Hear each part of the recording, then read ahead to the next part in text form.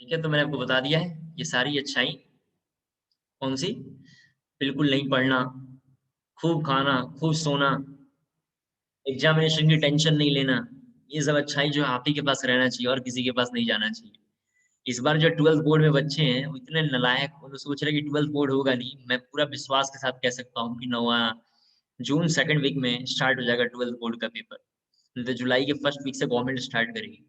Government risk नहीं ले सकती है आपके साथ। तो आपका भी पेपर होगा, आप निश्चिंत रहिए और बढ़िया से पढ़िए, अदरवाइज़ दिक्कत हो जाएगा। दूसरी बात मैंने आपको पिछली क्लास से मैं बोलता हुआ आ रहा हूँ, इनफैक्ट क्लास 11 से बोलता हुआ आ रहा हूँ कि अगर हमें एनसीईआरटी को समझना है, तो 2 चॉइस है। एक चॉइस तो ये कि हम पेंसिल उठाएँ और एनसीईआरटी को रट्टा मार लें, जो बकवास बातें हैं, बिल्कुल पॉसिबल नहीं है, कंटेंट हमें याद करना। दूसरा क्या है कि थोड़ा हमें कंटेंट बाहर से पढ़ के आना पड़ेगा। आप देख सकते हैं कि मैं vapour pressure of solution direct पढ़ाना था, लेकिन मैंने इवेपोरेशन पहले पढ़ाया।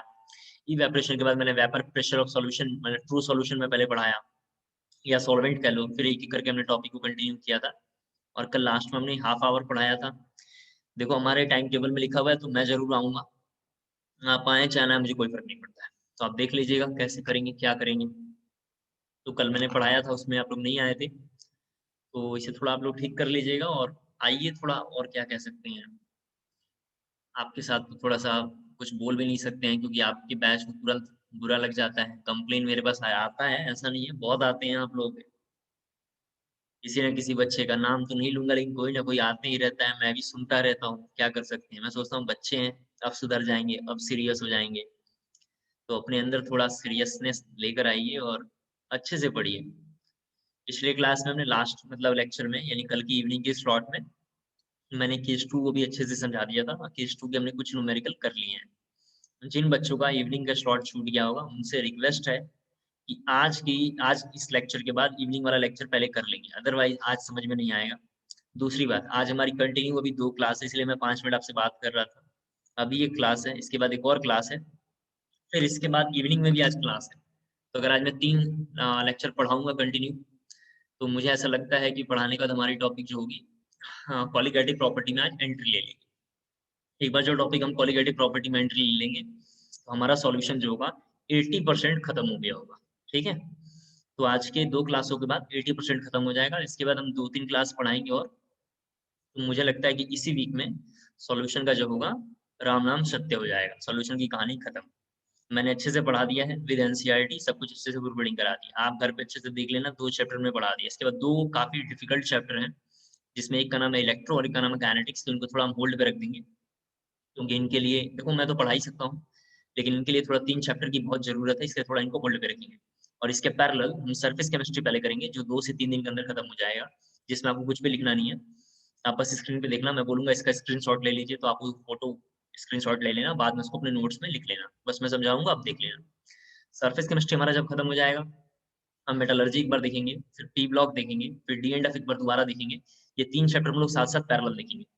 इन तीनों चैप्टर को अगर हम लोग तेज़ी से करेंगे, अच्छे से रिवाइज़ करते हुए करेंगे, क्लास 11th के पोर्शन को लेके रिवाइज़ लेके करेंगे, तो मई में कंप्लीट मई जाते-जाते ये कंप्लीट क्या होगा?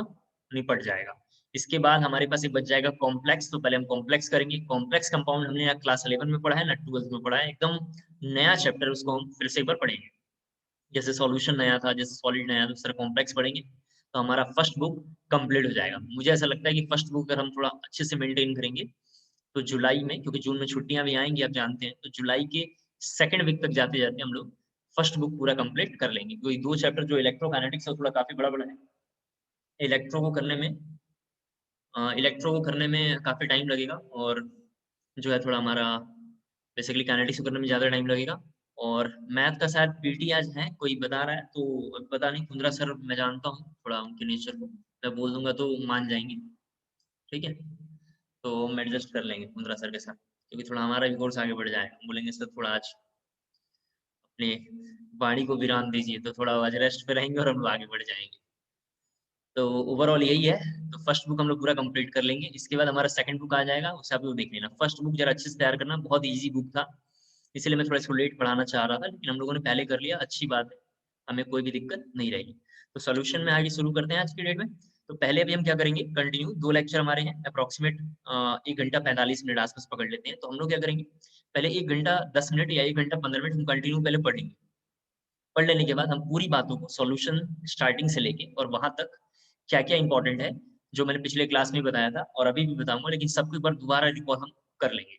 जब हम रिकॉल कर लेंगे तो हमारे पास क्या होगा, टॉपिक हाथ में आ जाएगा और हम सॉल्यूशन को बहुत सेफ एंड सिक्योर फिल हम करेंगे। पहले भी न्यूमेरिकल से शुरू करते हैं, ठीक है। क्वेश्चन लिखना है आपको, क्वेश्चन लिखना है identify P naught A and P naught B if P equal to 26 minus 4x 14x है लिखा हुआ, सॉरी। देखिए मैं करता हूँ आपको, तो बस मैंने बोला आपको देखना है। देखिए यहाँ आपको तो पता है कि हम इसको एक्सप्रेशन को कंपेयर करेंगे। सेकंड केस 2 के एक्सप्रेशन से 3 फॉर्मूले हैं केस 2 में, फॉर्मूला 1 2 3, उनमें से किसी को लाके कंपेयर करेंगे। तो देखेंगे तो एक्सप्रेशन नंबर 3 से ये कंपेयर हो रहा होगा। जब एक्सप्रेशन नंबर 3 से इसको हम जब कंपेयर करेंगे, एक्सप्रेशन 3 पिछले क्लास में मैंने आपको पढ़ाया था, अगर थोड़ा मोड़ा अगर आपको याद हो सभी बच्चों को, इस तरीके का आपको याद हो, मैं जरा इधर लिख रहा हूँ, ये रफ है। P equal to P nought B, जरा देख लें, plus P nought A minus P nought B into x है। ये हमारा एक्सप्रेशन नंबर 3 था, यानी फॉर्मूला नंबर 3 था। इससे इसको हम लोग कंपेयर करेंगे और आपको याद होगा ऐसे क्वेश्चन हमने पिछले क्लास में किया था। और जब इससे हम करेंगे शॉर्टकट से, तो P नॉट B की जो वैल्यू होगी वो 12 होगी और P नॉट A की वैल्यू कितनी होगी, 12 होगी, और जो P नॉट B की वैल्यू होगी 12 के बाद ये 26 होगा। कैसे आया होगा, तो एक बार हमने क्या रखा होगा, x के जगह पे हमने 0 ले लिया होगा, मोल फ्रैक्शन एक बार 0 लिया है और x के जगह पे कितना हमने लिया है, 1 लिया है। उम्मीद करता हूँ पिछले क्लास में ऐसा हमने न्यूमेरिकल किया था, दोबारा मैंने ये लिख के दिखाया ताकि आप समझ पाए। जरा एक क्वेश्चन करूंगा जो काफी इंपॉर्टेंट है, ये थोड़ा इजी था इसलिए पहले हमने इसको शुरू किया। एक क्वेश्चन मैं जो करने वाला हूँ प्रीवियस जेई का क्वेश्चन है। वैसे तो मैं चाहूँ तो उसका डायरेक्ट आंसर भी बता सकता हूँ, लेकिन पहले मैं सोचूंगा कि आपको समझाने के लिए 2-3 मेथड या 2-3 कैलकुलेशन आपको समझा पाऊँ ताकि आप इजिली उसको कर पाए। तो थोड़ा देखते हैं एक बार। क्वेश्चन है, आपने ये कॉपी कर लिया होगा, ये ऊपर वाला आपने लिख लिया होगा, ठीक है। क्वेश्चन जरा मैं लिखता हूँ, इधर देखिए। एक कंटेनर है, ये क्वेश्चन हमारे पास, जिसमें 2 सब्सटेंस मिक्स हो रहे हैं। सब्सटेंस का ये मोल है 1 और 3, 1 और 3 इसका मोल है, 1 और 3 मोल है, और एक सब्सटेंस का नाम ए है और दूसरे सब्सटेंस का नाम बी है। ये 2 सब्सटेंस है जिसका ये मोल है। काफी इंपॉर्टेंट है, थोड़ा देखना है इस क्वेश्चन को। प्रीवियस जेई का क्वेश्चन है, लेकिन काफी इंपॉर्टेंट है। इसमें जो प्रेशर की वैल्यू है P, आप जानते हैं, मैं पिछले क्लास से बार बार बोलते हुए आ रहा हूँ, घर पे जरा देख लेना, P nought A, P nought B, PA, PB और P, इन सबों का डिफरेंस क्या है और इन सबों का रोल क्या है, इन सबों का नाम क्या है, बार बार रिपीट करता हुआ मैं लाया हूँ पिछले 10 क्लासों से। आप इनको अच्छे से देख लेना यार, ठीक है। आज की क्लास में 4-5 नए कॉन्स्टेंट और आएंगे, मतलब नाम और आएगा, तो बार बार प्रॉब्लम आएगी, इसलिए थोड़ा देखते रहना प्लीज, ठीक है। रिक्वेस्ट है आप सब लोगों से। यहाँ पे P की वैल्यू कितनी है, 5। अब जरा देखिए, इसमें 1 मोल ऑफ बी मिला दें, 1 मोल ऑफ बी, बी का मोल अगर हम थोड़ा बढ़ा दें, ऐसा बोल रहे हैं B mole is further added तो new vapour pressure, that is आप जानते हैं उसका नाम पी है, वो कितना हो जाएगा, 560 हो रहा है। तो बोल रहे हैं यहाँ पे calculate value of P not A and P not. ये क्वेश्चन है, जरा कॉपी करेंगे, क्वेश्चन काफी इंपॉर्टेंट है, ठीक। ये क्वेश्चन के ऊपर लिख देता हूँ, याद रखें। कुछ कुछ क्वेश्चन मैंने बोला आपसे बहुत इंपॉर्टेंट है, जिसमें ये क्वेश्चन काफी इंपॉर्टेंट है, आपको सॉल्व नहीं करना, आप बस देखते चलो। मैं 3-4 बातों को पिछले क्लास से कंपेयर करके फिर आपको बोलूँ। पिछले क्लास में हमने बात करी थी कि किसी क्वेश्चन में, मैं इधर थोड़ा रफ भी लिखता रहूं ताकि आप इधर समझ पाए। किसी क्वेश्चन में मैंने ऐसा बताया था कि जो 2 सब्सटेंस मिल रहे हैं, अगर दोनों सब्सटेंस का मोल की वैल्यू बराबर आ गया, बराबर का मतलब 2 2, 3 3, 4 4, 5 5, इस तरीके की अगर वैल्यू आती है, 2 सब्सटेंस के मोल अगर बराबर आएंगे, तो ऐसे केस में हमने बोला था आपसे कि इसका mole fraction that is x equal to x भी आएगा, जो दोनों कैसा आएगा, सेम आएगा। और ऐसे केस में हमें पता है इसका वेपर प्रेशर भी कैसा आएगा, सेम आएगा। वेपर प्रेशर हमने कैसे निकाला होगा, तो आपको याद होगा P नॉट ए और P नॉट बी बाई 2 हम निकाल रहे थे, तो ये वेपर प्रेशर आ रहा था, जो मैंने पिछले क्लास में आपको पढ़ा दिया था। इसी तरीके से मैंने पिछले क्लास में न्यूमेरिकल के टाइम में आपको समझाया था कि जब किसी क्वेश्चन में अगर उसका मोल की वैल्यू डिफरेंट हो, जब किसी क्वेश्चन में मोल की वैल्यू डिफरेंट हो, तो जिसके पास वेपर प्रेशर ज्यादा होगा, जिसके पास वेपर प्रेशर ज्यादा होगा, ध्यान रखना है, वेपर प्रेशर मतलब P नॉट ए या P नॉट बी की गिवन वैल्यू जिसके पास ज्यादा होगा, आंसर उसी के आसपास में आएगा। ये सब मैंने पिछले क्लास में आपको पढ़ा दिया था, आंसर उसी के आसपास आएगा। इस क्वेश्चन में प्रॉब्लम क्या है, इस क्वेश्चन को हमने बोला क्यों याद रखने लायक इंपॉर्टेंट है। इस क्वेश्चन में शुरू में ए और बी 2 सब्सटेंस तो है, दोनों का मोल गिवन है, लेकिन बी का मोल और बढ़ा रहा है, इस क्वेश्चन में क्या कर रहा है, बी का मोल और बढ़ा रहा है। जैसे ही बी का मोल बढ़ाएंगे तो थोड़ा हम देखते हैं इसमें क्या क्या होने वाला है। अगर हम बी का मोल कंटिन्यू इस क्वेश्चन में अगर हम बढ़ाएंगे तो देखते हैं, इधर देखिए। सबसे पहले हम क्या करेंगे, यहाँ से एक्स देखेंगे। सबसे पहले मैं थोड़ा इधर इन्फॉर्मेशन जो गिवन है लिख देता हूँ, एन इक्वल टू 1 और एन बी इक्वल टू कितना लिखा हुआ है 3। क्वेश्चन का जरा सा ये देखो, ये हम फर्स्ट देखेंगे। तो अगर हम यहाँ पे एक्स की वैल्यू निकालेंगे तो आप जानते हैं ऊपर मोल ऑफ ए लिखते हैं, स्क्रीन पे सभी बच्चे दिखते हैं, ऊपर मोल ऑफ ए यानी एन ए लिखेंगे, नीचे में mole of n A plus n B, कितनी वैल्यू हो जाएगी 3 + 1 4 होगा। मैं थोड़ा फॉर्मूला लिखना नहीं चाहता हूँ। और एक्स बी की वैल्यू ऊपर कितना होगा 3 होगा, और नीचे में कितना होगा x n A plus n B, ये भी कितना हो जाएगा 4 हो जाएगा। उम्मीद करता हूँ आपको क्लियर होगा। ये किसका है, ओरिजिनल सॉल्यूशन का है, जो आपने शुरू में लिया है। ओरिजिनल सॉल्यूशन का मतलब क्या है, ओरिजिनल सॉल्यूशन का बस अभी इतना मतलब है कि विदाउट 1 मोल एडेड। अभी इस क्वेश्चन में 1 मोल ऐड नहीं हुआ है, इस क्वेश्चन में 1 मोल ऐड नहीं हुआ है। तो ऐसे केस में जब हम प्रेशर की वैल्यू देखेंगे तो प्रेशर का फॉर्मूला हमारे पास होता है, आप जानते हैं, P nought x plus P not be, आपको पता होगा, और एक्स बी। तो इस फॉर्मूले को जब हम देखेंगे तो पी की वैल्यू क्वेश्चन में गिवन है कितना है 550, जरा देखो, इक्वल टू, स्क्रीन पे जरा सभी बच्चों को देखना है, पी नॉट ए निकालना है, एक्स की वैल्यू कितनी है 1/4, पी नॉट बी निकालना है, और एक्स बी की वैल्यू कितनी है 3/4, कितनी है 3/4। ये जरा कॉपी कर लेंगे इतनी बातें जल्दी से, 3/4 इसको कॉपी करना है जरा जल्दी से। तो यहाँ से जो P not E plus 3 P not be, 3 P not be लिखा भाई, 3 पी नॉट बी लिखा हुआ है, जो वैल्यू होगी 3 पी नॉट बी की वैल्यू होगी कितनी होगी 2200। इक्वेशन नंबर 1 इसको मान लेंगे, इक्वेशन नंबर 1 मैंने इसको मान लिया है, कॉपी कर लिया होगा आपने। अब क्वेश्चन में बोल रहा है, अब क्वेश्चन में बोल रहा है कि इसमें कुछ ऐड हो रहा है। जैसे ही ऐड होगा, जरा देखो, आफ्टर एडिशन लिख देता हूँ इसको थोड़ा हिंट में समझाने के लिए। जैसे ही ऐड करेंगे तो Na की वैल्यू तो अभी भी 1 है, लेकिन Nb की वैल्यू आप जानते हैं कितना है 3 + 1 है, डेट इज 4 हो गया। तो ऐसे केस में जो Xa की वैल्यू होगी वो कितना होगा 1/4 है, जरा देखना यहाँ पे, सॉरी 1/5 है। Xa की वैल्यू कितनी है 1/5 है, लेकिन Xb की जो वैल्यू है आप समझ सकते हैं कितना हो गया 4/5। आपको XB कैसे निकाल रहे हैं, Na निकालते हैं ऊपर में और नीचे में Na प्लस NB। XB कैसे निकालते हैं, तो ऊपर में NB नीचे में Na प्लस NB, या दोनों का सम कितना आना चाहिए 1 आना चाहिए, एकदम फिक्स है, ब्रह्मा जी का वरदान है, क्या आना चाहिए। उम्मीद करता हूँ आपको क्लियर हो गया होगा। तो ऐसे किसमें जो वैल्यू निकल कर आई है किसके लिए है, न्यू सॉल्यूशन के लिए। न्यू सॉल्यूशन आप क्या कहना चाह रहे हैं सर, न्यू सॉल्यूशन का मतलब बस इतना है, जरा ध्यान सुन लें। न्यू सॉल्यूशन का मतलब इतना है, इस क्वेश्चन को मुझे पढ़ के पता चल रहा है कि 1 मोल इसमें ऐड हो गया है। तो जब इसका हम कैलकुलेशन करेंगे, जब इसका हमने कैलकुलेशन किया होगा तो यहाँ पे P निकालेंगे, तो P की वैल्यू न्यू सॉल्यूशन के लिए पहले फॉर्मूला चलो लिख देता हूँ, पी नॉट ए, यहाँ पे जरा से देखो Xa plus P not B और Xb। अगर P की जगह पे देखूंगा तो 560 लिखना है, आप जानते हैं कितना लिखना है 560 लिखना है। और पी नॉट ए आप जानते हैं एज इट इज लिखना है, Xa की जगह पे अच्छे से आपको पता है कितना लिखना है 1/5, और पी नॉट बी तो ऐसे ही लिखना है, और Xb की जगह पे आपको अच्छे से पता है कितना लिखना है यहाँ पे 4/5, कितना है 4/5, Xb की जगह पे है ये 4/5, कितना है 4/5। जब इसको हम सिंप्लीफाई करेंगे तो जरा देखो यहाँ लिखूंगा पी नॉट, इस तरीके से लिखूंगा P nought 4 P not B, 4 P not B equal to 560 है। इसको जब हम सिंप्लीफाई करेंगे तो कितना होगा 2800, 2800, जिसका नाम इक्वेशन नंबर 2। इक्वेशन नंबर 1 जो है ओल्ड सॉल्यूशन के लिए या ओरिजिनल सॉल्यूशन के लिए है, जो 2 है बेसिकली वो किसके लिए है, इक्वेशन नंबर जो 2 है वो किसके लिए है न्यू सॉल्यूशन के लिए। दोनों इक्वेशन को क्या करेंगे सब्सट्रैक्ट कर देंगे, ठीक है। जब हम सब्सट्रैक्ट करेंगे, यहाँ थोड़ा लिख देता हूँ आपको अगर प्रॉब्लम ना हो। सब्सट्रैक्ट करने पे क्या होगा, यहाँ से कुछ वैल्यू आ जाएगी, जैसे पी नॉट बी की जो वैल्यू होगी वो 600 हो जाएगा, और जो पी नॉट ए की वैल्यू होगी वो कितना हो जाएगा 400 हो जाएगा। ये जरा आपको कॉपी करना है, आपको जरा ये कॉपी करना है जल्दी,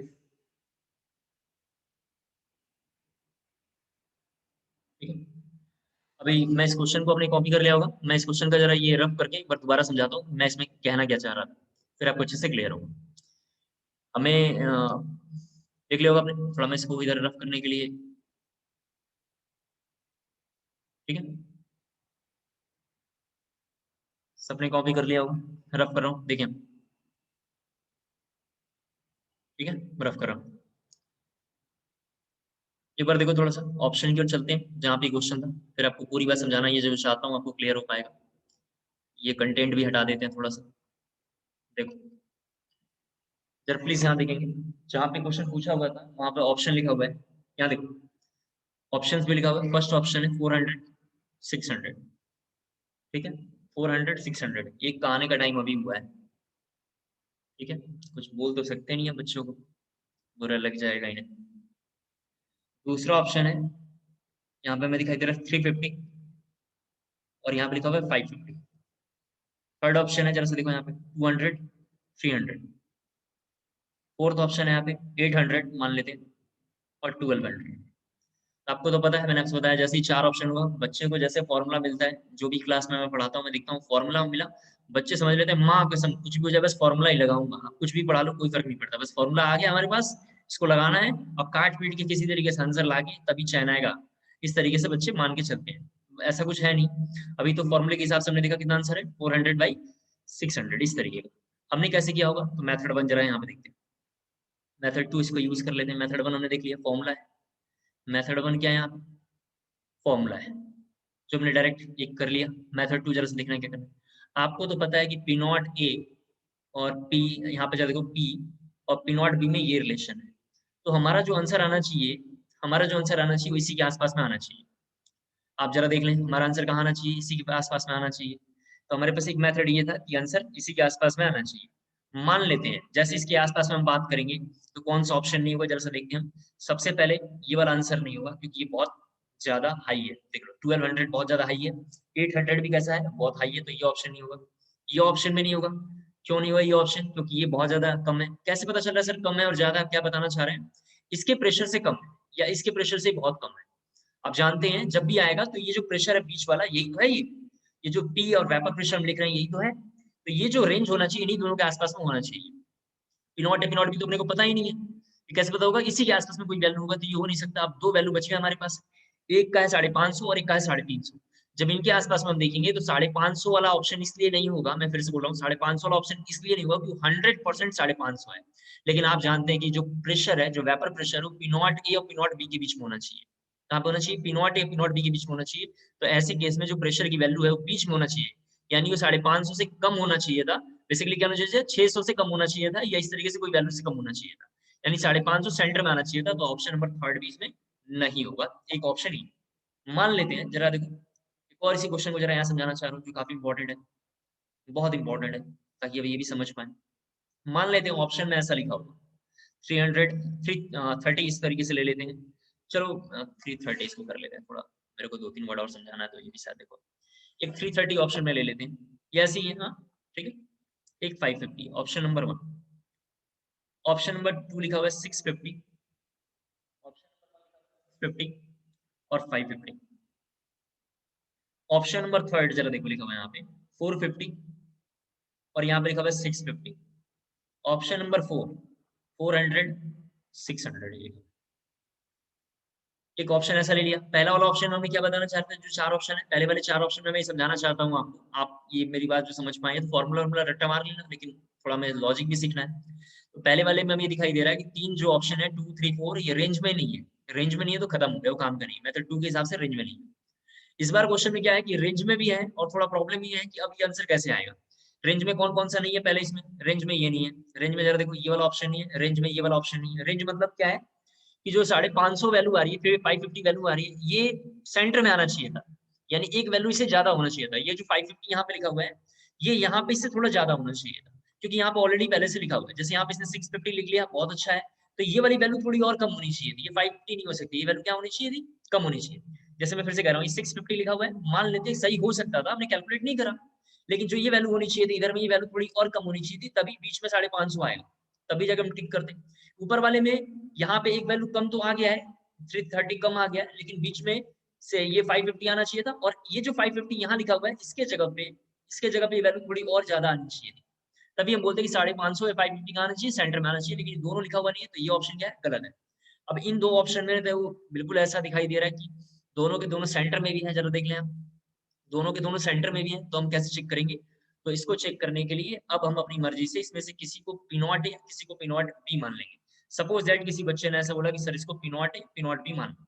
अब जब हम P not A P not be मानते हैं, जरा देख लो इधर, इन दोनों को माना है, आप ऊपर वाले को मान लो, कोई फर्क नहीं पड़ता, जो आपको कंसिडर करते हैं, जिसको आप चेक करना चाहते हैं उसको मान लीजिए, जो अच्छा लगता है। अब जरा आपको पता है प्रेशर निकालने का फॉर्मूला हमारे पास, जरा से देखो क्या है, यहाँ देखेंगे P not A x A plus P not B x B. तो अगर प्रेशर के बारे में अगर हम बात करें तो हमें प्रेशर निकालना है, तो पी नॉट ए की वैल्यू कितनी लिखी हुई है 400 और एक्स ए की वैल्यू 1/4 है। एक्स ए की वैल्यू 1/4 कैसे है, क्योंकि दोनों का मोल ए और बी का 1 और 3 था, दोनों का मोल कितना है 1 और 3 था, तो 1 ऊपर लेंगे 3 + 1 नीचे आएगा 4। पी नॉट की वैल्यू यहाँ पे लेंगे 600, जरा से देख लें आप, और इंटू क्या लिखेंगे यहाँ पे 3/4। जब इसका हम पी की वैल्यू निकालेंगे तो ऐसे केस में आप देख सकते हैं कितना आएगा 550 आएगा। तो मैं समझाना चाहता था कि अगर आपने 450 और 650 को लेके कैलकुलेट करा, अगर वो ऐसे केस में उसका प्रेशर की वैल्यू, ऐसे केस में उसकी प्रेशर की वैल्यू 550 नहीं आता है तो गलत है, क्योंकि इस क्वेश्चन में प्रेशर की जो वैल्यू लिखा हुआ है कितना लिखा हुआ है 550 लिखा हुआ है। उम्मीद करता हूँ समझ में आ रहा होगा। क्या समझाना चाहता था कि जो ऑप्शन है वो ऑप्शन लिखा हुआ है ओरिजिनल प्रेशर, बेसिकली क्या लिखा हुआ है vapour pressure of A, vapour pressure of B, यानी P not A P not B, इसको हम क्या करेंगे मोल फ्रैक्शन से मल्टीप्लाई करेंगे, तो जो प्रेशर की वैल्यू आएगा उसका नाम है vapour pressure. Vapour pressure question के हिसाब से क्या करना चाहिए, बिल्कुल कॉमन होना चाहिए, मैच करना चाहिए। अगर इतनी बातें समझ में आ गया तो इसको जरा कॉपी करेंगे और जल्दी से यस मैसेज ड्रॉप करना है। इतनी बातें समझ में आ गया हो तो जल्दी से इसे कॉपी करना है और यस मैसेज जल्दी से ड्रॉप करेंगे।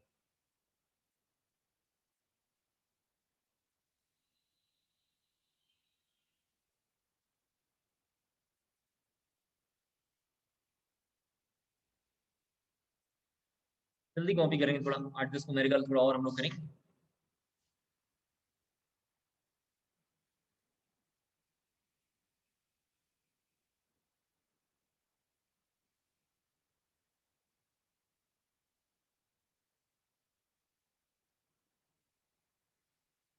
इसी क्वेश्चन का एक और क्वेश्चन लिखना है, इसके बाद लिख लिया होगा आपने, तो एक क्वेश्चन और लिखना है। Which is more volatile, which is more volatile, which is more volatile. बताता हूँ कैसे करेंगे इस क्वेश्चन का आंसर। बच्चा निकालने के लिए बैठेगा, फालतू से क्वेश्चन है, बहुत आसान क्वेश्चन था, हम कुछ भी निकालेंगे ही नहीं। वैसे तो आंसर पता है कौन होगा बी, लेकिन मेरे से अगर आप पूछते तो मैं कुछ भी कैलकुलेट नहीं करता। मैं कैसे करता, दोनों में जिसका मोल ज्यादा होगा, ध्यान से सुनो, दोनों में मोल जिसका ज्यादा होगा उसका मोल फ्रैक्शन ऑफ कोर्स ज्यादा होगा। आप देख सकते हैं उसका मोल फ्रैक्शन भी क्या होगा, ऑफ कोर्स बहुत ज्यादा होगा। जिसका मोल फ्रैक्शन ज्यादा होगा उसका वेपर प्रेशर भी ज्यादा होगा। पिछले क्लास में हमने देखा था, आपको याद होगा, मैंने आपको बताया था, यहाँ पे स्क्रीन पे देखिए, मैंने बताया था कि अगर क्वेश्चन में यहाँ पे मोल, यहाँ पे एक N1 है और यहाँ पे N2 है, दो मॉलिक्यूल है जिसका नाम है ए और बी। तो ऐसे केस में मैंने आपको बताया था कि जिसका मोल अगर इसमें हाई होगा, जिसका मोल इसमें हाई होगा, मैंने आपको बताया था जो प्रेशर होगा पी नॉट बी या पी नॉट ए का वैल्यू उसका भी हाई होगा। इन दोनों में से उसकी वैल्यू क्या होगी, हाई होगी। मैंने आपको पिछले क्लास के लेक्चर में, यानी कल के लेक्चर में मैंने आपको बताया था कि जिसका मोल हाई होगा उसका इन दोनों में आंसर उसी के आसपास में आएगा। ठीक है, दूसरा बात मैंने समझाया था कि दोनों मोल बराबर होंगे तो आंसर क्या होगा, दोनों के ऐड करके, दोनों का वेपर प्रेशर ऐड करके हम 2 से डिवाइड कर देंगे तो उसके बीच में आंसर आएगा। उम्मीद करता हूं आपको क्लियर हो गया होगा। तो इस क्वेश्चन में जिसका मोल ज्यादा होगा, किसका मोल ज्यादा है, बी का, क्योंकि ऑलरेडी 3 था, एक और मोल ऐड हुआ तो 4 मोल हो गया। Mole high, vapour pressure high, vapour pressure high इसका मतलब मोर वोलेटाइल है, जो जितना ज्यादा वोलेटाइल होगा उसी का वेपर प्रेशर हाई होता है। तो उम्मीद करता हूँ समझ पा रहे होंगे, आंसर होगा इसका बी। नेक्स्ट हेडिंग करेंगे, इसके बाद नेक्स्ट हेडिंग करेंगे, उसके बाद लिखना है determination of mole fraction, determination of mole fraction in vapor phase, determination of mole fraction in vapor phase, determination of mole fraction in vapor phase। ठीक है, ब्रैकेट में लिखेंगे, थोड़ा इसको हम गैस स्टेट से लिंक करेंगे, टॉपिक लिखना है ब्रैकेट में Dalton's law versus Raoult's law. ये टॉपिक अब एनसीईआरटी में कुछ कुछ टॉपिक नहीं है, लेकिन इसको हम करेंगे, Dalton's law versus Raoult's law.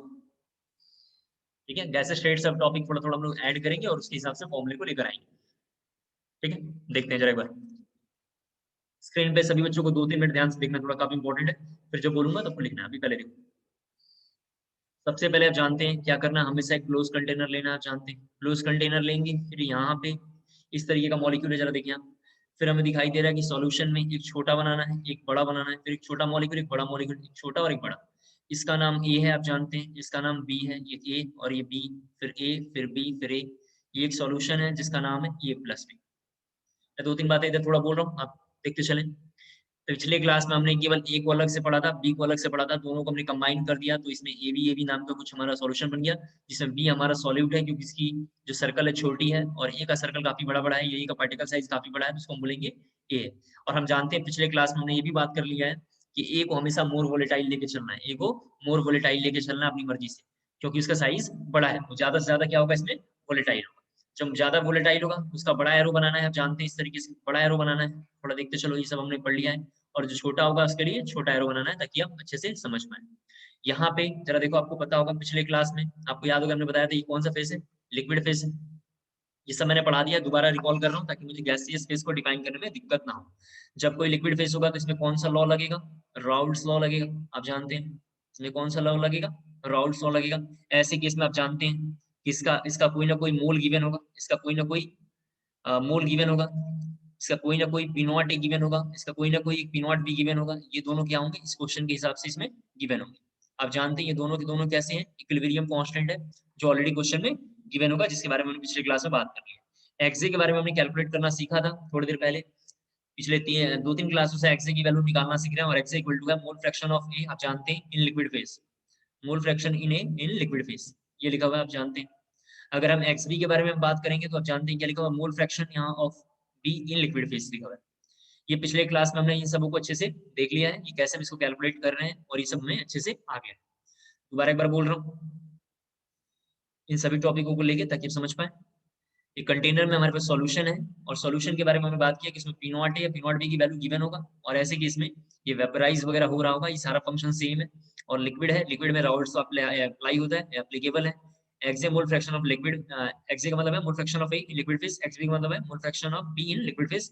और हम जानते हैं कि एक्से की वैल्यू और एक्सबी की वैल्यू जो होती है वो सम होगी कितना होगा, 1 होगा। यहाँ तक पिछले क्लास में हमने निकालना सीख लिया था, जो अभी तक हमने देखा है। एक बार दोबारा बोलता हूँ, जो इंपॉर्टेंट बात है, mole fraction in liquid phase, mole fraction of A या बी का लिक्विड फेज में निकालना हमने पिछले क्लास में सीखा है। और कैसे हम निकालते हैं, या पार्शियल प्रेशर में कैसे निकालते हैं, उसके लिए हम हेल्प लेते हैं राउल्ट्स लॉ का। किसका लेते हैं हम, राउल्ट्स लॉ का। यहाँ तक हमने 2 क्लासों से या 3 क्लासों से पढ़ लिया है। अब हमें देखना है कि वेपर फेज में क्या क्या चेंजेस होगा। थोड़ा देखो प्लीज, जब ये मॉलिक्यूल ऊपर आया होगा तो ए का भी पार्टिकल साइज बड़ा, बी का छोटा, ए का पार्टिकल बड़ा, बी का छोटा, ए का पार्टिकल बड़ा, बी का छोटा। हमने दूर दूर क्यों लिखा है, क्योंकि गैस के पार्टिकल दूर होते हैं, आप जानते हैं, लिक्विड का पार्टिकल थोड़ा सा क्लोज होता है। तो इसके बारे में जब हम बात करेंगे तो ये ए, यहाँ पे बी, फिर ये ए, ये स्मॉल बी, यहाँ पे ये ए, और यहाँ पे बी। ऐसे केस में जरा देखो प्लीज, यहाँ पे ये ऊपर आएंगे तो इसका नाम होगा वेपर फेस। और वेपर फेस में जब हम आएंगे तो डॉल्टन्स लॉ अप्लाई होगा। कौन सा लॉ होगा, डॉल्टन्स लॉ अप्लाई। वेपर के लिए कौन सा लॉ एप्लीकेबल होता है, डॉल्टन्स लॉ एप्लीकेबल होता है। क्यों एप्लीकेबल होगा, क्योंकि वेपर एक गैस है, और गैसियस लॉ में या गैसियस स्टेट में हमने पिछले क्लास में पढ़ा है कि इसमें डॉल्टन्स लॉ अप्लाई होगा। अब यहाँ पे चूंकि मोल फ्रैक्शन, यहाँ पे जरा देखो, यहाँ पे भी मोल फ्रैक्शन निकालना है। तो यहाँ पे क्या निकालना है, mole fraction of A in vapour face. Screen पे जरा सभी बच्चे देखें, वेपर फेस हमें देखना है, जिसको बुक्स में वाई से आइडेंटिफाई होगा। वाई कहाँ से आया सर, नीचे चूंकि हमने एक्स से यूज कर लिया है, तो अपनी मर्जी से हमने यहाँ पे एक वाई वैल्यू रखा है। वाई का नाम एक कांस्टेंट है, जिसका नाम है mole fraction of A in vapour face. इसी तरीके से सिमिलर एक हमने सिंप्लीफाई वैल्यू देख लिया है, वाई बी इक्वल टू, यहाँ पे लिखा हुआ है mole fraction of be in vapour face. क्या लिखा हुआ है यहाँ पे, मोल fraction of be in vapour face. हमें यही टॉपिक हमें देखना है कि कैसे हम वेपर प्रेशर इसका कैलकुलेट करेंगे, और कैसे इसका मोल फ्रैक्शन कैलकुलेट करेंगे। पिछले क्लास में राउल्ट्स लॉ कहाँ एप्लीकेबल है, सॉल्यूशन पे एप्लीकेबल है, लिक्विड पे एप्लीकेबल है, लिक्विड स्टेट पे एप्लीकेबल है। आपको रिपीट कर रहा हूँ, लिक्विड स्टेट का वेपर प्रेशर कैसे निकालते हैं, लिक्विड स्टेट का हम कैसे मोल फ्रैक्शन निकालते हैं, ये दोनों के लिए राउल्ट्स लॉ रिस्पॉन्सिबल है। और उसको यूज करके हमने पिछले क्लास में करीबन 25-30 न्यूमेरिकल करके आपको दिखाया है। अभी हमें वेपर फेज में लाके इस मॉलिक्यूल का वेपर प्रेशर कैसे निकलेगा, इस मॉलिक्यूल का मोल फ्रैक्शन इन वेपर फेज क्या होगा, उसको वाई ए वाई बी से इंडिकेट करते हैं, वो हम कैसे निकालेंगे, यानी मोल फ्रैक्शन गैसियस स्टेट में हम कैसे निकालेंगे, वो हमें देखना है। तो डॉल्टन्स लॉ और राउल्ट्स लॉ को हम एक दूसरे को क्या करेंगे, वर्सेस करके, यानी इनके रिलेशन को देखते हुए हम सारे क्वेश्चन को ड्रॉ करेंगे। उम्मीद करता हूं आपको क्लियर हो पा रहा हो। इसको जरा कॉपी करेंगे, और यहाँ तक समझ में आ गया हो तो जरा ओके मैसेज ड्रॉप करना है, फिर मैं जरा कैलकुलेट करता हूँ। वाई ए वाई बी को कैलकुलेट करने के लिए इस टॉपिक को हम पढ़ रहे हैं, क्योंकि इस टॉपिक का नाम है determination of mole fraction in gas state. यहाँ तक जरा समझ में आ गया हो तो जल्दी से ओके मैसेज जरा ड्रॉप करेंगे। मैसेज मैं इसलिए बार बार आपको बोलता रहता हूँ, ताकि मुझे पता चलता रहे कि आप टॉपिक समझ पा रहे हैं कि नहीं पा रहे हैं, ठीक है।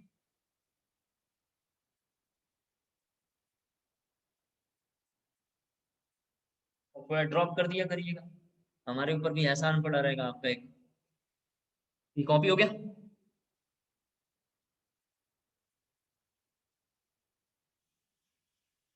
ठीक है। इसको थोड़ा डिराइव कर दें।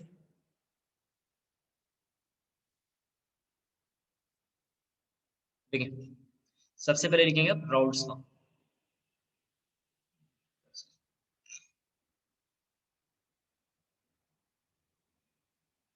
सबसे पहले लिखेंगे राउल्स लॉ, ठीक है।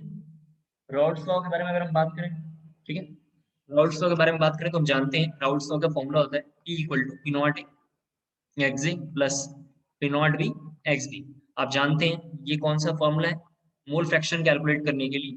Mole fraction is given in liquid phase, इन ऐसे लिख देता हूँ, ठीक है, थोड़ा देख लेना, स्पेस नहीं इसलिए मैं ऐसे लिख रहा हूँ। मोल fraction is given in liquid phase. Mole fraction कैसे होगा, लिक्विड फेज में होगा। इसके बाद हमने गैस स्टेट से टॉपिक थोड़ा मैं उठाऊंगा। गैस स्टेट मैंने पढ़ा दिया है, जरा प्लीज यहाँ देखें। डॉल्टन्स लॉ, जिसका नाम वहां पे लिखा होगा डीएलपीपी, पिछले क्लास में मैंने पढ़ा दिया है। डीएलपीपी का फुल फॉर्म है Dalton's law of partial pressure. क्या नाम है इसका, Dalton's law of partial pressure. और ऐसे केस में जब हम आएंगे तो इसके हिसाब से हमने पढ़ रखा है मोल फ्रैक्शन इक्वल टू, जरा प्लीज यहाँ देखो, पिछले क्लास में हमने पढ़ रखा है ये। या मोल फ्रैक्शन की जगह पे इसका प्रेशर पहले कैलकुलेट कर लेते हैं। जरा यहाँ देखो, यहाँ पे लिखा हुआ है pressure equal to mole fraction into total pressure, और इस प्रेशर का नाम है पार्शियल प्रेशर। इस प्रेशर का क्या नाम है, पार्शियल प्रेशर, ठीक है। इस प्रेशर का नाम है पार्शियल प्रेशर, जो डाल्टन लॉ ने पार्शियल प्रेशर की हेल्प से निकाला है। अगर मैं यहाँ पे ए के लिए निकालूं, ए के लिए अगर हम देखेंगे तो ए के लिए क्या होगा, पीए होगा। ए क्या है आप जानते हैं, तो अगर मैं पीए के लिए बात करूंगा तो मोल फ्रैक्शन के बारे में आप जानते हैं क्या लिखा हुआ है वहां पे, वाई ए। वेपर फेस में कितना लिखा हुआ है, वाई ए। और टोटल प्रेशर को बुक्स में, जरा इधर थोड़ा हिंट में लिख देता हूँ, टोटल प्रेशर को बुक्स में पी से आइडेंटिफाई किया होगा, ये थोड़ा देख लेना। टोटल प्रेशर हमने क्यों लिखा जानबूझ के, ताकि समझ पाए कि टोटल प्रेशर फॉर्मुला होता है, और टोटल प्रेशर को बुक्स में पी से आइडेंटिफाई किया होगा, तो हम लिखेंगे वाई ए इंटू पी लिखूंगा यहाँ। वाई ए इंटू क्या होगा यहाँ पे, पी। आपको तो पता है कि पीए का जो वैल्यू है ऊपर हमने देख रखा है, पीए का वैल्यू पिछले क्लास में हमने देख रखा है कितना होता है, पी नॉट ए और एक्स ए होता है। पिछले क्लास में हमने देखा ये कहाँ से आया है, जरा देखो, इसके लिए थोड़ा इधर हिंट में लिखता हूँ। आप जानते हैं P equal to P A plus B B होता है, जिसको हमने थोड़ा डिफाइन करके P not A x A बनाया है और पी नॉट बी और एक्स बी बनाया है। ये हमने सॉल्यूशन में पिछले क्लास में न्यूमेरिकल में कर रखा है, इसलिए थोड़ा मैंने इधर हिंट में लिखा, तो पी नॉट ए और एक्स ए हो जाएगा इक्वल टू, यहाँ पे क्या लिखेंगे, वाई ए इंटू पी। वाई ए इंटू पी, उम्मीद करता हूँ आपको क्लियर हो गया। तो अगर मैं यहाँ से वाई ए मुझे कैलकुलेट करना मैं सीखना था, तो अगर हम यहाँ से वाई ए कैलकुलेट करेंगे तो होगा पी नॉट ए माइनस, यहाँ जरा देखो, y A P not A minus, यहाँ पे लिखा हुआ sorry, P not A x A divided by P. क्या होगा, P not A x A divided by P. तो ये हमारा mole fraction in vapour phase किसके लिए है, ए के लिए है, किसके लिए है, ए के लिए है। तो ये फर्स्ट फॉर्मूला है जिसको जरा आपको मेंशन करना है।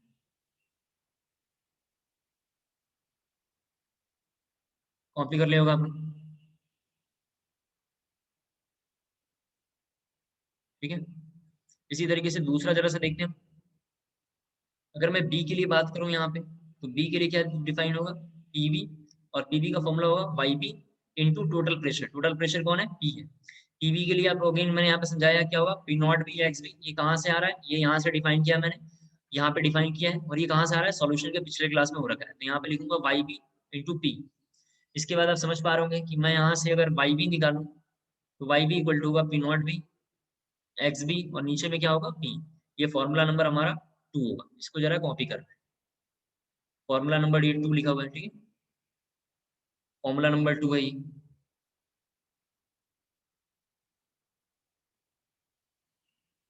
कॉपी कर लिया होगा आपने, ये फॉर्मूला नंबर 2 है। फिर इसके बाद हमने पिछले क्लास में पढ़ रखा है, since x A plus x B equal to 1 होता है, since x A plus x B equal to 1 होता है, तो हम यहाँ पे वाई बी को भी हम ऐड करके देखेंगे कि क्या हो रहा है। तो अगर मैं वाई बी को ऐड करूंगा तो पहले एक्स ए एक्स बी निकालते हैं, जरा सा देखो यहाँ पे ये जो वैल्यू लिखा हुआ है। तो अगर मैं यहाँ से एक्स ए की वैल्यू देखूंगा तो होगा वाई ए, जरा प्लीज यहाँ देखो, y A P, y A P divided by P not A divided by P nought. अगर मैं यहाँ से एक्स बी देखूंगा तो होगा वाई ए की जगह पे वाई बी पी, और नीचे होगा पी नॉट। दोनों को सम करेंगे, दोनों को जब हम अगर हम सम करते हैं, देखिए तो यहाँ पे लिखूंगा y A P P not A plus y B P P not B P not B equal to, यहाँ लिखता हूँ x A plus x B equal to 1। उम्मीद करता हूँ क्लियर हो गया होगा आपको, ठीक है, समझ पा रहे होंगे आप, यहाँ तक कोई दिक्कत नहीं है। फिर मैं यहाँ से अगर 1/p देखूँ, 1/p देखूँ तो हम यहाँ पे लिखेंगे वाई ए, यहाँ पे लिखेंगे P not A plus y B और यहाँ पे लिखूंगा पी नॉट बी। ये फॉर्मूला नंबर हमारा 3 है, फॉर्मूला नंबर 3 इसको बोलते हैं। और ये फॉर्मूला नंबर 3 कब लगाएंगे? मोल fraction is given, mole fraction is given in gas state, in gaseous face लिख देता हूँ, स्टेट की जगह अच्छा ये रहेगा। लिक्विड फेस को कैसे कैलकुलेट करेंगे हम समझ पा रहे हैं? तो मैंने अभी दो बातें सिखाई हैं आपको। ये रफ है, ये रफ है, आपको ध्यान रखना नहीं है, बस ये रफ है। कंटेनर में नीचे से यानी लिक्विड से गैस में जाने पे वेपर प्रेशर कैसे निकालते हैं हमने समझाया है। और ऊपर से मतलब क्या हुआ? गैस से लिक्विड में आने में वेपर प्रेशर कैसे कैलकुलेट करने में आपको सिखा दिया है। दो फॉर्मूले हैं कि मोल फ्रैक्शन लिक्विड से गैस के लिए क्या फॉर्मूला है, गैस से लिक्विड के लिए क्या है, ये फॉर्मूला है, ये भी हम समझ गए। तीन फॉर्मूले यहाँ भी हैं जो बहुत इंपॉर्टेंट है। पहला न्यूमेरिकल लिखेंगे जो एनसीईआरटी से हमने कॉपी किया है, जो बहुत ईजी है। लिखना है कैलकुलेट, फर्स्ट न्यूमेरिकल है calculate mole fraction of A and B, calculate mole fraction of A and B, calculate mole fraction of A and B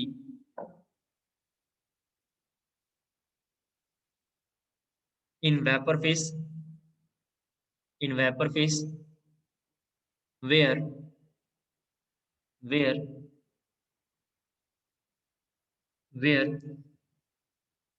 लिखा हुआ है P nought A equal to 100, P nought B equal to 150, P nought B equal to 150। और आप जानते हैं both कैसा होना चाहिए? वोलेटाइल होना चाहिए। बोथ कैसा होना चाहिए? वोलेटाइल होना चाहिए।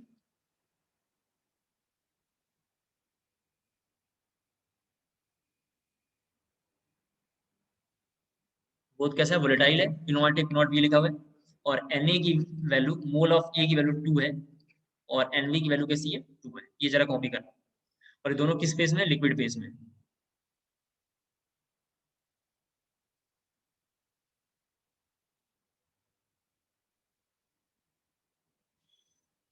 जल्दी से कॉपी करेंगे।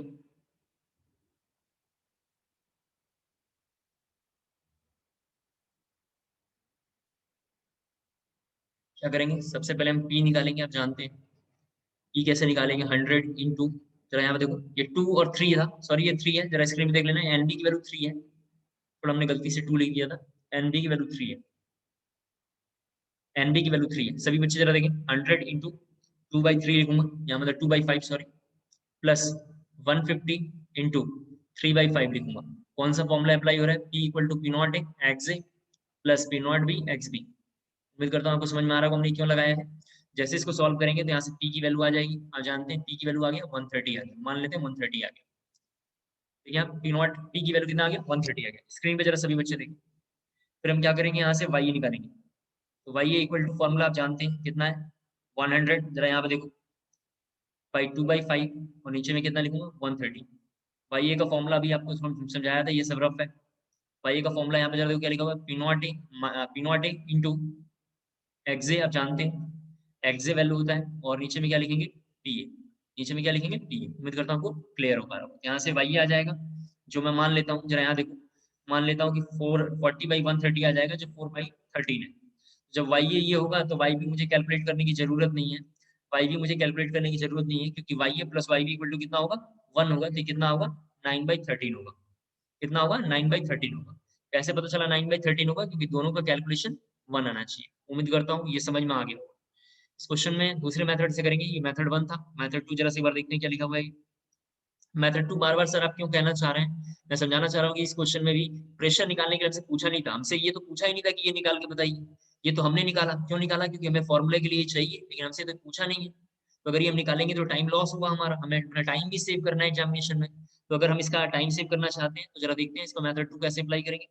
मेथड 2 के लिए एक शॉर्टकट जरा सा देखते हैं क्या लिखा हुआ है यहाँ पे। वाई ए और वाई बी, स्क्रीन पे जरा सभी बच्चे देखें यहाँ पे, equal to P not A, यहाँ जरा देखो, एक्स ए बाई पी, यहाँ पे लिखा हुआ P not B x B by P. ये दोनों पी हट गया होगा, जरा स्क्रीन पे देखो। ये शॉर्टकट जरा देखेंगे, काफी इंपॉर्टेंट है। ये दोनों पी हट गया होगा, दोनों पी जैसे हटेगा, थोड़ा यहाँ देखना है। ये दोनों पी हटने के बाद ये होगा P not A x A, और नीचे होगा P not B x B. अभी भी थोड़ा इसको और सिंप्लीफाई करेंगे, जरा प्लीज यहाँ देखो। इस फॉर्मूले में भी आपको याद होगा, ये रफ अगेन पिछले क्लास में सभी बच्चों को याद होगा।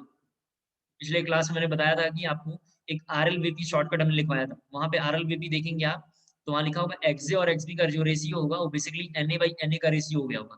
कैसे पता चला होगा? क्योंकि एक्जे का फॉर्मूला होता है, यहाँ पे जरा लिखता हूँ, Na और नीचे में Na प्लस Nb, और XB का फॉर्मूला होता है, आप जानते हैं, ऊपर में Nb, नीचे में Na प्लस Nb। तो ये दोनों और ये दोनों हट गए होंगे। कौन कौन से दोनों हट गए आप समझ पा रहे होंगे आप? ये दोनों नीचे वाले हट जाएंगे, और जैसे ही दोनों हटेंगे तो इनका रेशियो कितना हो जाएगा? Na/Nb हो जाएगा। तो मैं यहाँ से कह सकता हूँ कि जो शॉर्टकट हमारा बिल्डअप हुआ होगा P0A Na, जरा देख लो आप। फिर मैं लिखूंगा P0B और यहाँ पे लिखूंगा सीधा सीधा Nb। उम्मीद करता हूँ आपको क्लियर हो गया होगा। आप सीधा ये एक लाइन लिखना, मेरे पास स्पेस नहीं था इसलिए मैंने ऐसे लिखा है। YA और YB का ratio P0A XA by B, P0B XB by B, P0A XA का जो रेशियो होगा XA XB का रेशियो कितना होगा? Na/Nb। उम्मीद करता हूँ आपको क्लियर हो गया होगा। इस फॉर्मूले में जब हम लेकर आएंगे, ये डेरिवेशन आपने देख लिया, इस फॉर्मूले को जरा यूज करके यहाँ पे दिखाता हूँ, आप देखो। तो अगर मैं YA और YB का जब हम यूज करेंगे, तो P0 का वैल्यू गिवन है, P0A का कितना 100 इंटू 2, और नीचे में कितना है 150 इंटू 3। जब इसको सॉल्व करेंगे तो कितना होगा 4/9, यानी आप देख सकते हैं YA YB की इस तरीके से रेशियो होगा। उम्मीद करता हूँ क्लियर हो गया होगा। तो यहाँ से जो YA की वैल्यू होगी वो 4/13 होगा, और YB की जो रेशियो होगी वो कितना होगा 9/13 होगा, क्योंकि दोनों का सम कितना आएगा 1 आएगा। अगर इतनी बातें जरा समझ में आ गया हो तो जल्दी से जरा यस मैसेज ड्रॉप करेंगे। अगर इतनी बातें समझ में आ गया हो तो जल्दी से यस मैसेज जरा ड्रॉप करेंगे।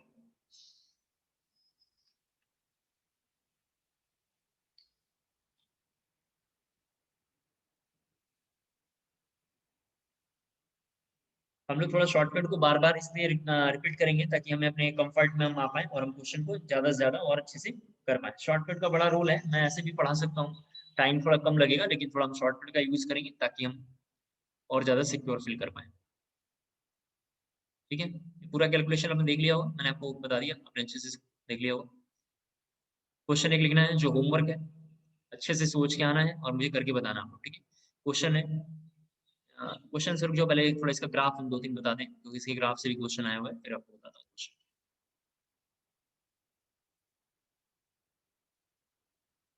ठीक है, इसका ग्राफ, फर्स्ट ग्राफ यहाँ पे पूछा हुआ है वेपर प्रेशर। आपको तो पता है, मैंने बताया इस पूरे चैप्टर में 2 ओरिजिन होगा, वेपर प्रेशर यानी that is P nought vapour pressure, और एक्जे में ग्राफ पूछा हुआ है।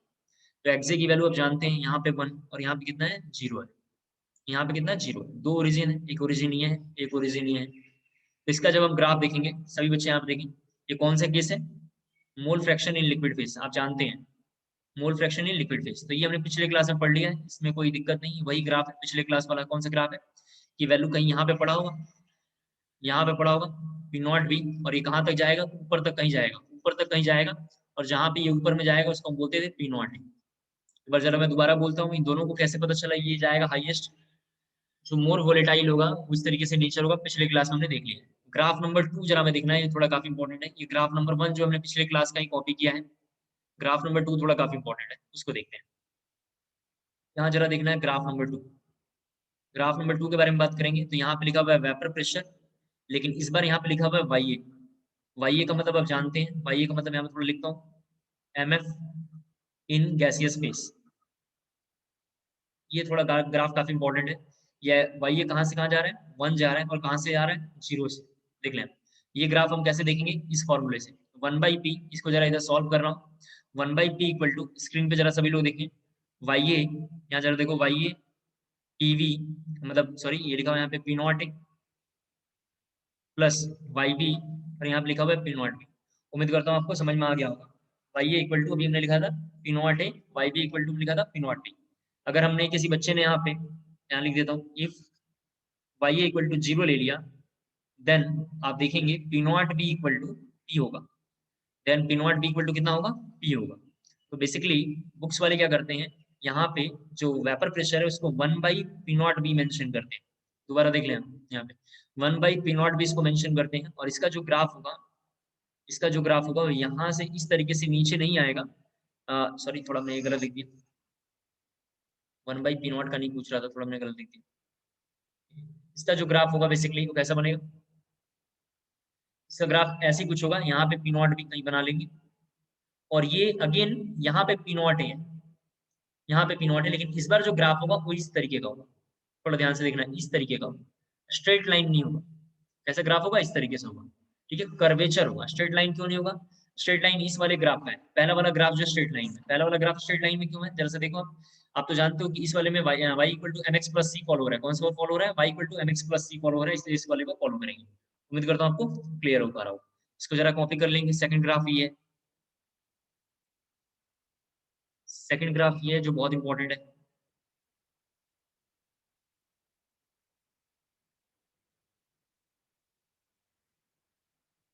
थर्ड ग्राफ एक और पूछा हुआ है, उसको भी देख लेते हैं क्या लिखा भाई।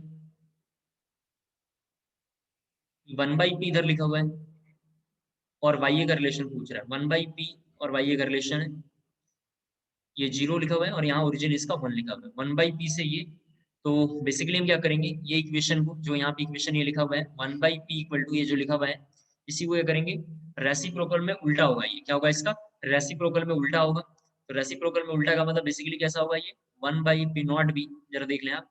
और यहाँ पे क्या होगा, ये 1/p नॉट a। रेसिप्रोकल में क्या होगा, ये उल्टा होगा। उम्मीद करता हूँ आपको क्लियर हो गया होगा, आपने इन ग्राफों को देख लिया होगा। ग्राफों को थोड़ा एक बार अच्छे से प्रूफरीडिंग कर लेना है घर पे टाइम से, और आपको फिर समझ में पूरी बात आ जाएगी।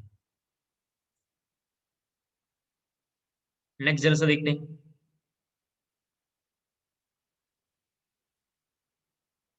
क्वेश्चन एक लिखना जरा, जो होमवर्क है थोड़ा करके लाना है आपको।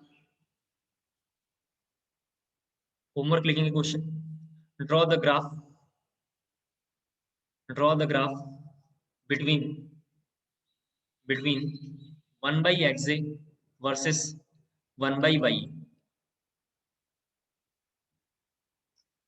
1/xa versus 1/y। ठीक है, ये घर से करके लेकर आना है आपको, थोड़ा कैलकुलेट करना पड़ेगा, करके लाना, नहीं होगा तो मुझे बताना। अब जरा एक मैं ग्राफ बना रहा हूँ, सभी बच्चे थोड़ा स्क्रीन पे देखेंगे। जो इस पूरे चैप्टर में अभी तक हमने यही बात पढ़ा था, थोड़ा इस ग्राफ को ध्यान से देखना है, काफी इंपॉर्टेंट है। ठीक है, ये ग्राफ आप समझ जाओगे तुरंत, 2 मिनट का काम है। मैं इस 2 चैप्टर को सम करके बताऊंगा। कौन कौन से चैप्टर का, गैस स्टेट और लिक्विड स्टेट। यहाँ देखिए, इधर लिखा हुआ है वेपर प्रेशर, यहाँ पे लिखा हुआ है मोल फ्रैक्शन। इस मोल फ्रैक्शन के बारे में मेंशन नहीं है कि लिक्विड फेज में है किस में है, जरा इधर देख लो। इस मोल फ्रैक्शन के बारे में मेंशन नहीं है कि लिक्विड फेज में है कि गैसियस फेज में है। आपको तो पता है कि लिक्विड फेज में होगा तो यहाँ पे एक पी नॉट बी जनरेट होगा, और यहाँ पे एक पी नॉट ए जनरेट होगा। जरा देखो आप, ये लिक्विड फेज में होगा तो ग्राफ कैसे बनता है, स्क्रीन पे देखते चलें। ये ग्राफ कुछ ऐसा बनेगा। लिक्विड फेज में इसका ग्राफ कैसे होगा, यहाँ से ये स्ट्रेट लाइन इधर जाएगा इस तरीके से, मतलब टच कर रहा होगा। ये लाइन है, मान लेते हैं पी नॉट ए, ये लाइन है पी नॉट ए, मान लेते हैं ये लाइन है पी नॉट ए। ठीक है, ये लाइन है। अगर इसी ग्राफ को हम जब लिक्विड फेज में, गैसेस फेज में लेकर आ रहे हैं, तो ये ग्राफ कुछ इस तरीके का बन रहा है। थोड़ा देखो, इस तरीके का बन रहा है। मैं आपको इसमें क्या समझाना चाह रहा हूँ, मैं gas state, liquid state, liquid मतलब सॉल्यूशन चैप्टर, और केमिकल इक्विलिब्रियम, 3 टॉपिक एक साथ समझाऊंगा। अच्छे से देखना। ठीक है, 3 टॉपिक के कंसेप्ट को एक साथ मैं समझाऊंगा। मुझे ये दिखाई दे रहा है कि जो ऊपर वाली लाइन है, बेसिकली ऊपर वाली लाइन ये डिफाइन हो रहा है किसके लिए, लिक्विड के लिए। मैं थोड़ा यहाँ लिखता हूँ। और नीचे वाली लाइन मुझे दिखाई दे रहा है किसके लिए डिफाइन हो रहा है, गैसेस के लिए डिफाइन हो रहा है। तो जो बीच वाली लाइन है वो लिक्विड और गैस के बीच में, गैस का मतलब नाम है वेपर, वेपर के बीच में क्या हो रहा है, इक्विलिब्रियम अटेंड कर रहा है।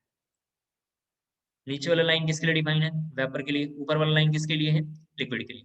आपको याद होगा पिछले क्लास से हम पढ़ते हुए आ रहे हैं, कई चैप्टरों में पढ़ा है, इस चैप्टर में भी मैंने कम से कम 50 बार आपको बोला था, कोई मॉलिक्यूल गैस में है और उसको लिक्विड में चेंज करना है, तो ऐसे केस में हम प्रेशर को बढ़ाएंगे। प्रेशर बढ़ाने का मतलब क्या करेंगे, उसको हाई प्रेशर की ओर ले चलेंगे या कंप्रेस करेंगे। प्रेशर क्या करेंगे, हम बढ़ाएंगे। और आपको याद होगा मैंने बोला था कि कोई मॉलिक्यूल लिक्विड है, लिक्विड से गैस में लाने के लिए पिस्टन को ऊपर उठाएंगे। ऊपर उठाने का मतलब क्या करते हैं, प्रेशर की वैल्यू कम करते हैं। ये हमने पिछले क्लास में देख लिया। अब मान लेते हैं, जरा इसमें देखना है, कोई एटम यहाँ पे पड़ा हुआ है, कोई मॉलिक्यूल यहाँ पे पड़ा हुआ है। इस पोजीशन का नाम है पॉइंट ए। ठीक है, इस पोजीशन का नाम है पॉइंट ए। मैं जरा यहाँ लिख देता हूँ, पॉइंट ए नाम है, इसका नाम ए है। तो अगर मैं पॉइंट ए के बारे में बात करूंगा, पॉइंट ए कहाँ पे है, तो मैं बोलूंगा पॉइंट ए लिक्विड फेज में है। स्क्रीन पे थोड़ा देखना, ये काफी इंपॉर्टेंट है। पॉइंट ए कहाँ पे पड़ा हुआ है, लिक्विड फेज में पड़ा हुआ है, क्योंकि उसके ऊपर कैसा है, लिक्विड है। आप जानते हैं वो लाइन जो है, एक स्ट्रेट लाइन बनी हुई है, किस में है, लिक्विड में बनी हुई है।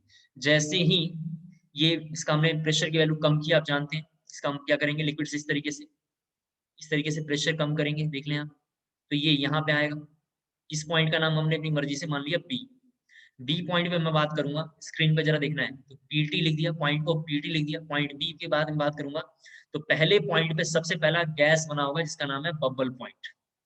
मैं 1 सेकंड एक बार रिपीट कर रहा हूँ, बबल पॉइंट, ड्यू पॉइंट, सारे टॉपिक को एक साथ लेके कंबाइन करके समझाने की कोशिश कर रहा हूँ। पॉइंट बी पे फर्स्ट लिक्विड का पहला वेपर बना होगा, पहला वेपर बना होगा, इसका नाम हम रखेंगे बबल पॉइंट। अगर मैं सी पॉइंट पे आता हूँ, सी पॉइंट यहाँ पे अगर ले लेता हूँ, एक पॉइंट अपनी मर्जी से मैंने माना सी पॉइंट, तो अगर मैं पॉइंट सी को आइडेंटिफाई करूँ तो पॉइंट सी में हमें दिखाई दे रहा है कि लिक्विड और वेपर कैसा है, एक दूसरे में इक्विलिब्रियम है, जिसकी वैल्यू कैसी होगी, सिग्निफिकेंट वैल्यू होगी। इसमें वेपर प्रेशर वगैरह हम कैलकुलेट कर रहे हैं, वेपर प्रेशर हम कैलकुलेट कर रहे हैं। उम्मीद करता हूँ आपको क्लियर हो पा रहा हो। फिर सी से अगर हम बात करें, थोड़ा और आगे बढ़ रहे हैं, डी पॉइंट की ओर हम बढ़े, इस पॉइंट का नाम हमने अपनी मर्जी से डी मान लें, तो डी पॉइंट के बारे में मैं समझाना ही चाह रहा हूँ कि पॉइंट डी का नाम जो होगा ड्यू पॉइंट होगा। क्या होगा, ड्यू पॉइंट होगा। फर्स्ट के बाद क्या होगा, लास्ट ड्रॉप ऑफ वहां पे लिक्विड बचा होगा, समझ रहे होंगे। और इसके बाद डी के बाद थोड़ा सा और अगर हम आगे बढ़ेंगे, इस पॉइंट का नाम अगर ई ले लें, ई ले लें, तो पॉइंट ई के नाम की अगर हम बात करें तो कौन सा फेस होगा, वेपर फेस। उम्मीद करता हूँ आपको समझ में आ रहा होगा। ये बहुत इंपॉर्टेंट एक टॉपिक था, इसमें हमने लिखा है, थोड़ा याद रखें। एक बार दोबारा बोलता हूँ, पी बी से पी ए के बारे में हमने पी ए ऊपर क्यों हमने लिखा है, क्योंकि पी ए का वेपर प्रेशर आप जानते हैं बहुत ज्यादा है, मान के चल रहे हैं ना, मोर वोलेटाइल है, वेपर प्रेशर ज्यादा है। तो इस तरीके से हमने लिखा है, इन दोनों के ग्राफ हमें दिखाई दे रहा है कि जैसे जैसे वैल्यू नीचे आ रही है तो क्या क्या चेंजेस हो रहा है, ये हमने पिछले क्लास में पढ़ा है। हमने उसी के बारे में लिखा है, गैस का लिक्विड, लिक्विड से गैस, पॉइंट ए पे क्या होगा, पॉइंट बी पे क्या होगा, पॉइंट सी पे क्या होगा, पॉइंट डी पे होगा, पॉइंट ई पे क्या क्या होने वाला है, इसके बारे में हम बातचीत कर रहे हैं। ओके, ये अगर पूरी बात समझ में आ गया हो तो जरा जल्दी से ओके मैसेज ड्रॉप करना है। ये ग्राफ, पूरी बात अगर ग्राफ का समझ में आ गया हो तो जरा जल्दी से ओके मैसेज ड्रॉप करें।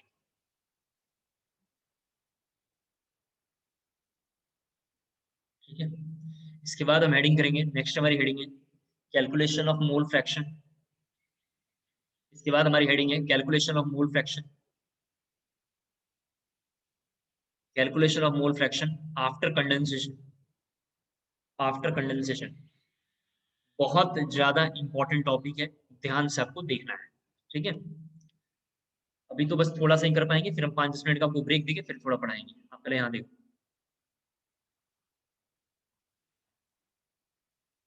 कंटेनर है, कंटेनर को थोड़ा इस बार बड़ा बना लेते हैं। यहाँ देखो, कंटेनर में एक यहाँ पे ट्यूब लगी हुई है, देखते चलो। इस तरीके का कंटेनर आपको बनाना है, यहाँ पे ट्यूब लगी हुई है, इस तरीके का ये मॉलिक्यूल है, मतलब पूरा सॉरी कंपोनेंट बना हुआ है एक हमारे पास है। फिर यहाँ पे भी एक इस तरीके का, जो बेसिकली एक दूसरे कंटेनर से ये लिंक है, दूसरे कंटेनर से ये लिंक है, देखते हैं।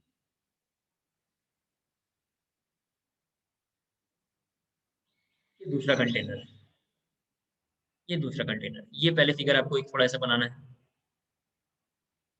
यहाँ पे इस तरीके की लाइन आपको ड्रॉ करनी है, डबल कलर यूज करना इसके लिए, थोड़ा सा इसके लिए डबल कलर यूज करना। इसका नाम है कंडेंसर, इसका नाम है कंडेंसर। कंडेंसर का मतलब होता है condense, condense V to L, vapour to liquid लिखा हुआ है, कंडेंस वेपर इनटू लिक्विड, तो हमने लिखा कंडेंस V टू L। यहाँ पे हमें अच्छे से पता है कि एक सॉल्यूशन मिल लिया है जिसका नाम है A+B, जिसका नाम है A+B, जो एक ओरिजिनल सॉल्यूशन है, जो कैसा है, ओरिजिनल सॉल्यूशन है। जब ये सॉल्यूशन होगा तो इसका कोई ना कोई मोल होगा, कोई ना कोई XA और XB होगा, कोई ना कोई इसका क्या होगा, XA और XB गिवन होगा। जब XA और XB भी गिवन होगा, कैसे होगा आप जानते हैं, हमने कैलकुलेट कैलकुलेट करना पिछले क्लास में सीख लिया है। ये लिक्विड होगा, आप जानते हैं लिक्विड होगा। इसका कोई ना कोई P0A और P0B ये भी क्या होगा, गिवन होगा। ये दोनों डाटा क्या होगा, गिवन होगा। आप जानते हैं पिछले क्लास में सारी बातें हमने कर लिया है। मैंने आपको बोला है बीच में जो कंडेंसर है थोड़ा दूसरा कलर से आपको बनाना है, क्योंकि आपको थोड़ा कंफ्यूजन ना हो, इसलिए मैं सारी बातें समझाने की कोशिश कर रहा हूँ। अब थोड़ा स्क्रीन पे देखिए, एक नीचे सॉल्यूशन है कंटेनर में जिसका नाम है ओरिजिनल सॉल्यूशन। उस ओरिजिनल सॉल्यूशन का कोई ना कोई मोल गिवन होगा, 100% होगा, या मास गिवन होगा। उस मास से मोल बनाएंगे, मोल से हम क्या करेंगे, मोल फ्रैक्शन निकालेंगे। मोल फ्रैक्शन निकालेंगे तो P0 है, P0 भी आप जानते हैं क्वेश्चन में गिवन होगा। फिर इसके बाद ये ऊपर की ओर वेपराइज होता है, आप जानते हैं ये ऊपर की ओर क्या होगा, यहाँ से वेपराइज होगा, जिसको मैं थोड़ा ऐसे सिंबल बना दे रहा हूँ ताकि आप समझ पाए। जब ऊपर वेपराइज होगा तो यहाँ पे जो वैल्यू आया होगा उसका नाम है YA YB।